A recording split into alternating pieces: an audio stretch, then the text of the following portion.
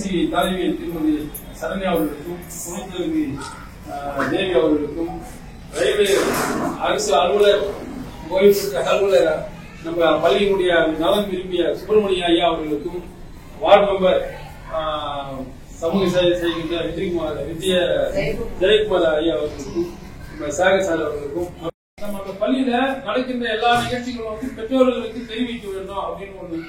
மூணாவது பள்ளியில ஏதாச்சும் ஒரு கலந்துரையாடல். இப்ப இது இந்த மாதிரி வர்றாங்க, இது செய்தா நல்லா இருக்கும் அப்படின்னு சொல்றத நம்ம ஏத்துக்கணும்.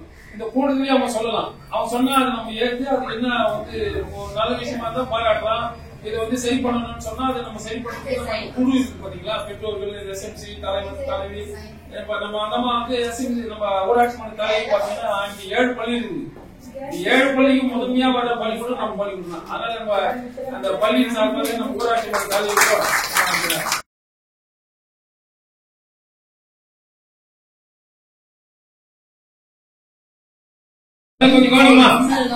சிறப்பாக நடைபெற்றுக் கொண்டிருக்கும் பள்ளி மேலாண்மை குழுவை நடத்தி கொண்டிருக்கும் பள்ளியின் தலைமை ஆசிரியர்கள் மற்றும் எஸ்எம்சி தலைவர், துணைத் தலைவர் சுப்பிரமணிய ஐயா அவர்களுக்கும், 12வது வார்டு உறுப்பினர் ஜெயக்குமார், சேகர் மற்றும் ராஜாமணி, இங்கு வந்திருக்கும் பெற்றோர்கள், எஸ்எம்சி உறுப்பினர்கள், ஆசிரியர்கள் அனைவருக்கும்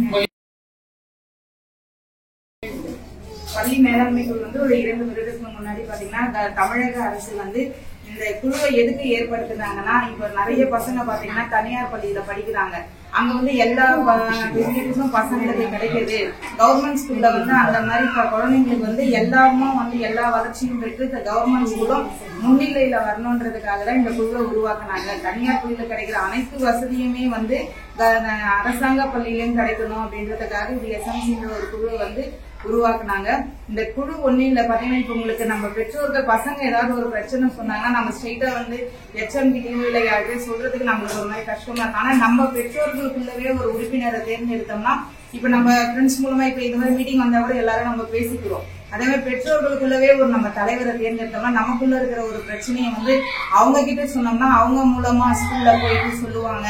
அதே மாதிரி இந்த ஏரியாவோட தலைவர் கிட்ட சொன்னாவும் அப்புறம் அந்த ஏரியாவோட ஒரு வார்டு உறுப்பினர் இருக்கணும். இதுல மாற்றுத்திறனாளி குழந்தையோட ஒரு தாய் உறுப்பினரா இருக்கணும்.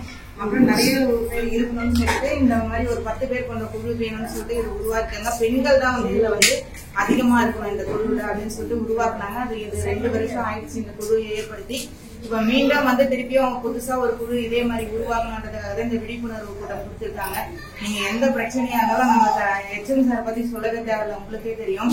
அவர் பள்ளியில எந்த ஒரு நிகழ்ச்சியா இருந்தாலும் எல்லா பேரண்ட்ஸையும் கூப்பிட்டு கொண்டு இந்த மாதிரி பரிசு கொடுக்கறதுல இருந்து என்னையும் சரி முதல் ஆளா ஏதாவது ஒரு ஃபங்க்ஷன்னா ஒரு வாரத்துக்கு முன்னாடி கூப்பிடுவாரு.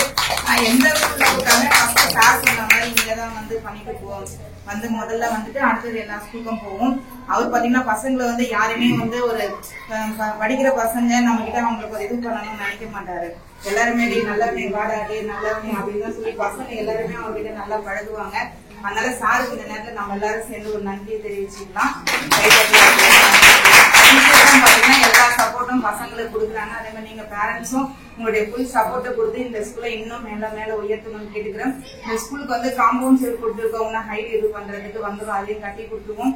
ஷீட் அதுக்கும் சொல்லியிருக்கோம். சீக்கிரம் மிக விரைவில் ஷீட்டும் காம்பவுண்ட் செல்லும் நாங்க இருக்கிறதுக்குள்ள முடிச்சு கொடுத்துருவோம். இந்த பதவி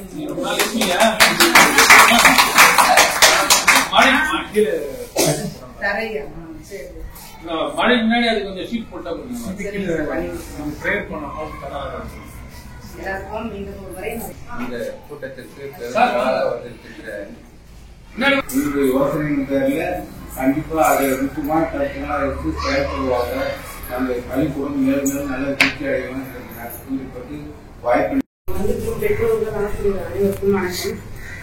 நான் இந்த எஸ்எம்சி தலைவரா 1 வருடம் நிறைவாகி அடுத்த வருடம் தொடர்ந்து அதுக்கு எனக்கு வாய்ப்பளித்த எஸ்எம் சாருக்கு நன்றி. உங்க பசங்க வீட்டுக்கு வந்தாங்கன்னா என்ன படிச்சிருக்காங்க ஏன்னு சொல்லிட்டு புக் எடுத்து பாருங்க.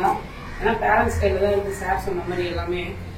அன்னைக்கு தானே பாடம்னா படிச்சிருக்காங்க என்ன பண்ணி நம்ம டியூஷன் அனுப்பினா மட்டும் பத்தாது, நம்மளும் பார்க்கணும். வீட்டுல அப்பா அம்மா கவனிக்கலையே நம்ம என்ன இருக்கும் அப்படின்னு சொல்லிட்டு இன்னமும் நிறைய பசங்க இருக்காங்க. அந்த மாதிரி என்ன படிச்சிருக்காங்க, அடுத்தவங்க பொருள் எதாவது எடுத்துட்டு வந்துருக்காங்களா, நம்ம பொருள் கரெக்டா இருக்கா எல்லாம் செக் பண்ணுங்க பசங்களுக்கு நல்லது சொல்லி கொடுங்க. காலையில் எழுந்து என்ன பண்ணுவீங்க சொல்லி கொடுங்க.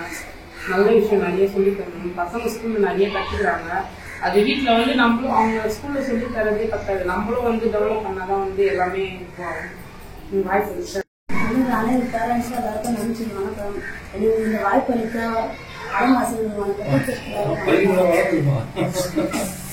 எல்லா குழந்தைங்க எல்லாம் நல்லா படிக்க வைங்க, நல்லா டைம் கலக்குங்க, பாடம் நல்லா கவனிக்கலாம். டீச்சருக்கு கற்று தரது நீங்களும் பார்த்துக்கோங்க. வீட்டில் இருந்த குழந்தைங்க நல்லா கவனிச்சுங்களா. வாய்ப்பு. என்னோட பேர் வந்து கீதா. நான் வந்து இங்க கடற்கரை புதுசாக வந்திருக்கோம். 2 இயர்ஸ் ஆகுது. நான் பார்த்தீங்கன்னா எனக்கு ஒரு 11 வருஷம் நான் வந்து சிபிஎஸ்சி ஸ்கூல்ல ஒர்க் பண்ணியிருக்கேன்.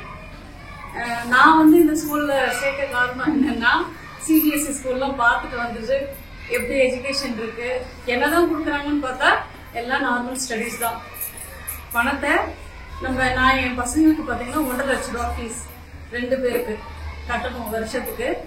அதுல இருந்து தான் நான் குழந்தைங்களை வந்து இங்க கொண்டு வந்து சேர்த்திருக்கேன்.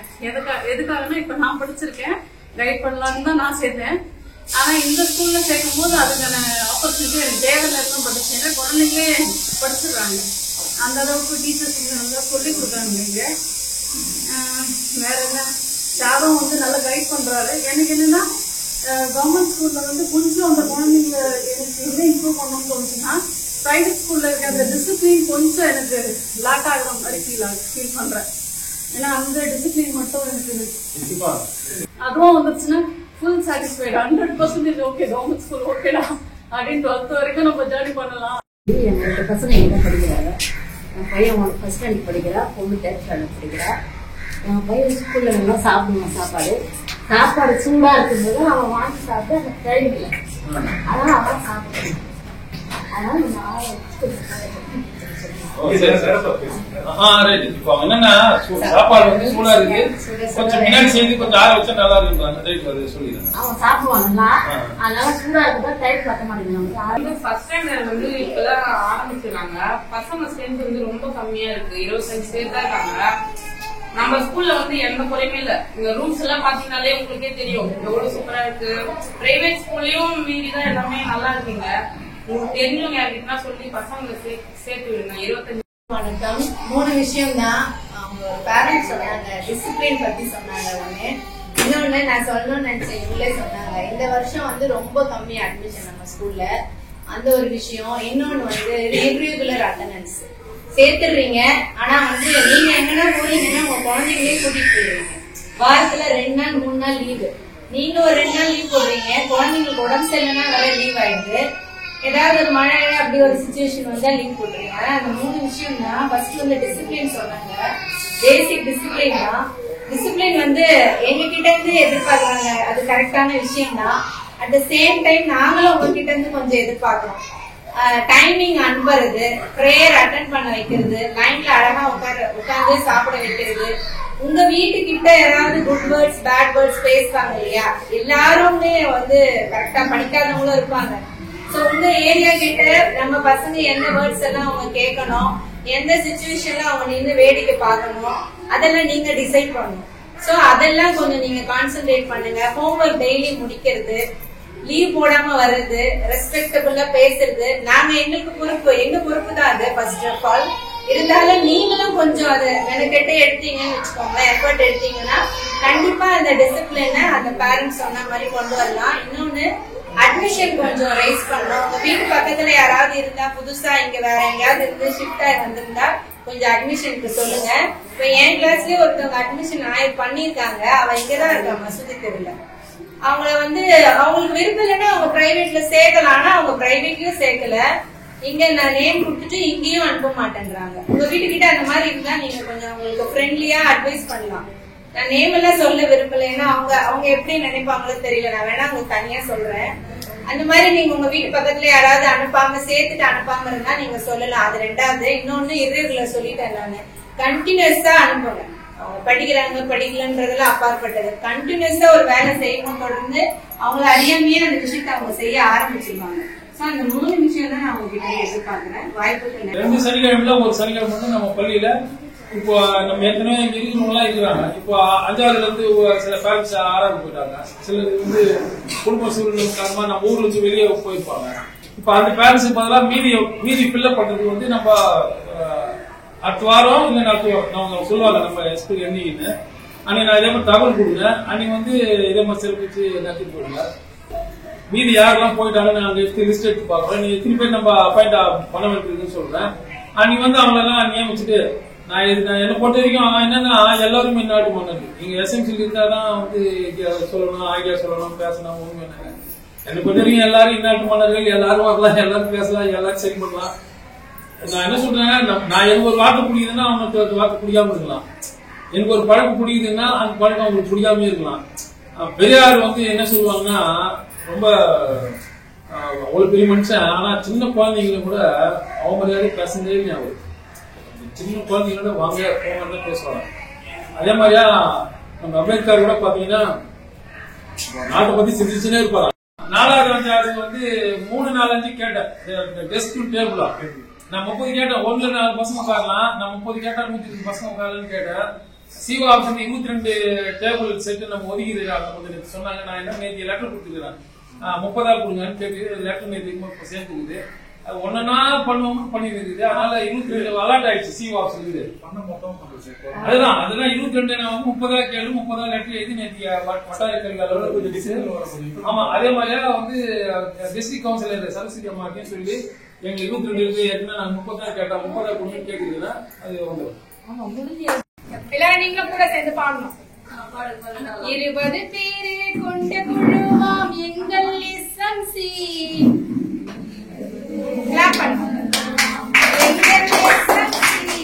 அதில் 50% பெண்கள் இருக்கணும், சரியாய் நீ யோசி.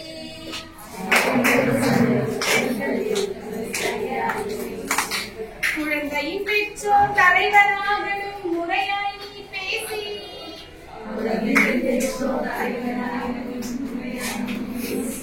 ஒரு சிறப்பு குழந்தையின் தந்தையும் தாயையும் தலைவரை நீ நேசி. ஒரு சிறப்பு குழந்தையின் தந்தையும் தாயையும் தலைவரை நீ நேசி.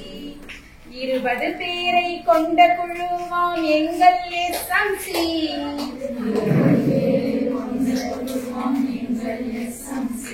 அதில் 50% பெண்கள் இருக்கணும், சரியாய் நீ யோசி.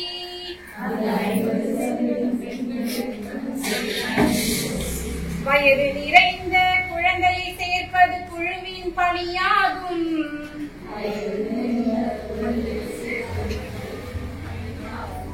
இடையிற்ற குழந்தையை விரைந்து சேர்ப்பது இன்னொரு பணியாகும்.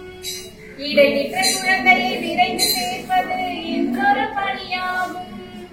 குழந்தையின் வருகையை உறுதி செய்வது உண்மை பணியாகும். சத்தமா பாடுங்க. குழந்தையின் வருகையை உறுதி செய்வது உண்மை பணியாகும். அது படிக்கும் தரத்தை பெற்றோரை அழைத்து தருவது முறையாகும். அது எஸ்எம்சி நெறியாகும். 20 பேரை கொண்ட குழுவாம் எங்கள் எஸ்எம்சி.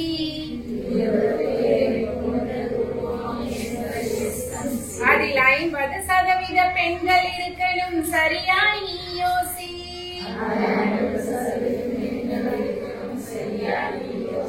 மரத்தடி நிழலில் படித்திட்ட கல்வி மாடியாய் உயர்ந்திருக்கு.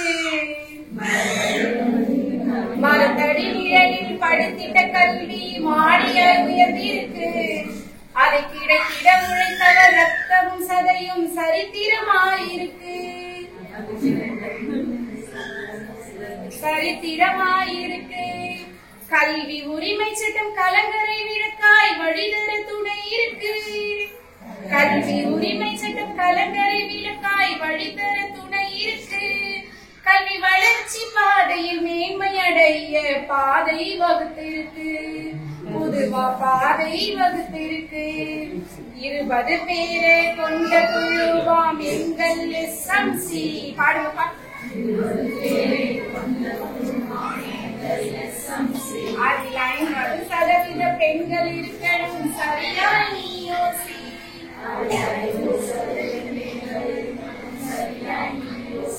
பள்ளி மேலாண்மை குழு விழிப்புணர்வு கூட்டத்திற்கு வருகை புரிந்து சிறப்பித்துக் கொடுத்த நம்முடைய ஊராட்சி மன்ற தலைவி அவர்களுக்கும், நம்முடைய SMC தலைவி மற்றும் துணை தலைவி அவர்களுக்கும், வார்டு உறுப்பினர் அவர்களுக்கும், ஊர் பெரியவர் சுப்பிரமணிய ஐயா அவர்களுக்கும், நம்முடைய SMC கோஆர்டினேட்டர் ஐயா அவர்களுக்கும் மற்றும் சேகர் சார் அவர்களுக்கும், SMC உறுப்பினர்கள் அவர்களுக்கும், நம்முடைய ஆசிரியர் அவர்களுக்கும் அனைவருக்கும் பள்ளியின் சார்பாக நன்றி தெரிவித்துக்